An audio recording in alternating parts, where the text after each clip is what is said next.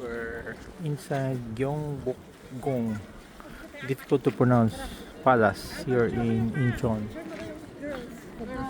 Saan? Kasi naka-start yung video ko eh. So we just entered yung palace, no? The entrance. How much binayad natin? 3,000 won. 3,000 won. How much is that in pesos? 120 pesos. It's 120 pesos, no? More or less. Mukhang mahal lang kasi 3,000 won, no? But inside the palace, you have still remnants of ano to, mga snow, no?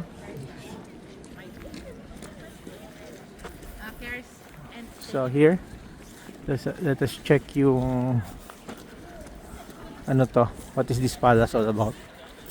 Eastern English translation. Oh, this one, no?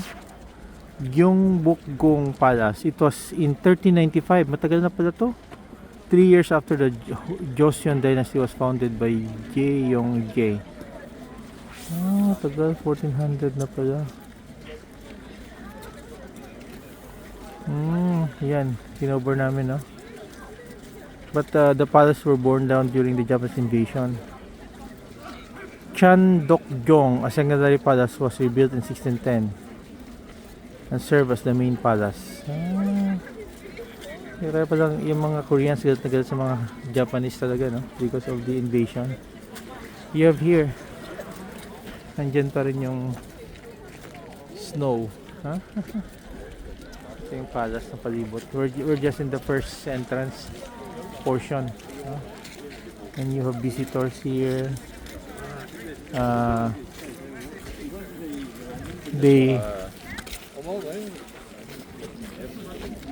Tignan natin dito. Pasok tayo dito. And a lot of them are wear attires. Pagagawa, no?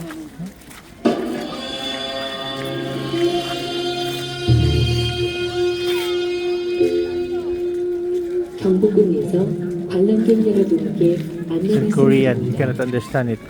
경복궁의 동절기 입장 마감 시간은 오후 4시입니다. 아직 입장하지 못하신 분은 입장을 서두해 주시기 바랍니다. 잠시 후에는 관람객 카메라 종료됩니다. 다시 한번 안내 말씀드립니다. 경복궁의 동절기 입장 마감 시간은 오후 4시입니다. Ganda na, blue sky, oh. Tingnan mo. 아직 입장하지 못하신 분은 입장을 서둘러 주시기 바랍니다.